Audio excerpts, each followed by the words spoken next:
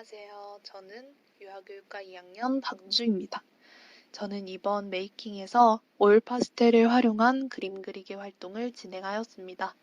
먼저 오일 파스텔에 대해 잘 모르시는 분들이 많으실 겁니다. 오일 파스텔이란 쉽게 얘기하면 크레파스입니다. 크레파스에 기름을 좀 더 넣고 부드럽게 물감을 바르듯이 만든 것이 오일 파스텔이라고 할 수 있는데요.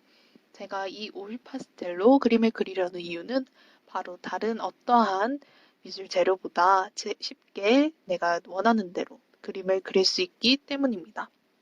오일 파스텔을 사용하기 전에 먼저 그 특성에 대해 이해를 할 필요가 있는데요. 먼저 오일 파스텔은 종이에 따라 결과가 다르게 나옵니다. 보시는 바와 같이 울퉁불퉁한 종이 위에서 오일 파스텔을 사용하면 나중에 그림을 문지를 때 밀림 현상을 방지할 수 있으니 웬만하면 일반 종이는 사용하시지 않는 것이 좋겠습니다. 두 번째로는 두 가지 이상의 색을 쉽게 섞을 수 있기 때문에 크레파스를 사용하는 것 같지만 물감에 스는 듯한 효과를 낼 수 있습니다. 세 번째로는 크레파스보다 부드럽기 때문에 크레파스를 썼을 때 뚝뚝 끊기는 듯한 표현을 극복할 수 있는 장점이 있습니다. 마지막으로 오일 파스텔 이외의 이러한 것들을 사용하면 더욱 퀄리티 있는 그림을 쉽게 그릴 수 있습니다. 이 오일 파스텔로 그림을 그릴 계획은 이렇습니다. 먼저 오일 파스텔과 비슷한 크레파스를 활용하여 그림을 그린 뒤 같은 그림으로 오일 파스텔을 그려보는 활동을 할 거고요. 2주차에는 풍경화를 그릴 거고요. 3주차에는 사과와 같은 정물화를 그려볼 거고요. 4주차에는 제가 그려보고 싶은 그림을 그리고 마지막 주차는 세계 명작을 보고 그려보는 것으로 계획하였습니다.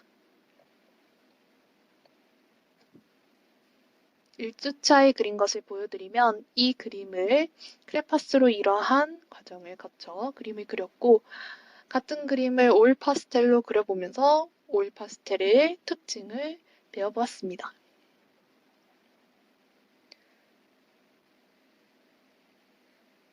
2주차에는 밤하늘을 그렸는데요. 먼저 마스킹 테이프를 붙여 고정을 시킨 뒤 차례대로 그림을 그리고 손과 면봉으로 두 색을 자연스럽게 섞어주고 마지막에 흰색 젤펜으로 밤하늘의 별들을 찍어주어 그림을 완성하였습니다.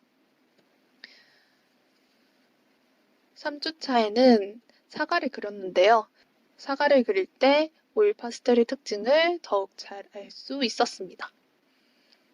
작은 부분에 여러 색이 섞여 있는 형태이기 때문에 이것을 고민하면서 그림을 그렸고 또 그림을 완성하고 보니 제가 있었던 부분이 잘 드러났기 때문에 이 그림을 그리면서 가장 뿌듯했던 것 같습니다.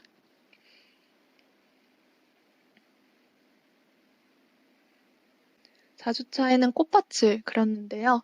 꽃밭을 그릴 때는 정말 틈틈이 그림을 그리면서 제가 망쳤다는 생각을 많이 했습니다. 특히 이 부분에서요.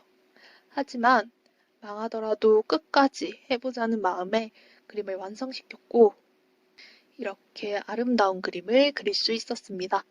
정말 그림은 끝날 때까지 실패와 성공의 차이가 별로 드러나지 않는 것 같더라고요. 여러분들도 이 점 잊지 마시고 그림을 그리실 때 자신감 있게 끝까지 포기하지 않고 그리셨으면 좋겠습니다. 마지막 주차에는 고의 별이 빛나는 밤에라는 명작을 그렸는데요. 이 작업이 가장 오랜 시간이 걸렸습니다. 하지만 그만큼 제가 배워왔던 그림 지식들을 모두 쏟아부을 수 있는 기회가 되어 그림을 모두 완성시켰을 때 무엇보다 뿌듯했습니다.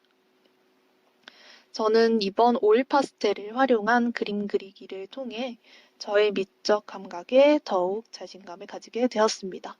그리고 또 이렇게 처음으로 나의 과정을 남들과 공유하는 과정 속에서 제가 더 많이 배우고 많은 것을 알 수 있는 기회가 되었던 것 같습니다.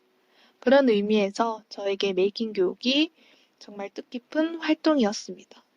무엇보다도 제가 열심히 노력한 것을 이렇게 제 사이트에 아마 평생 간직할 수 있다는 것이 정말 큰 장점이라는 생각이 듭니다.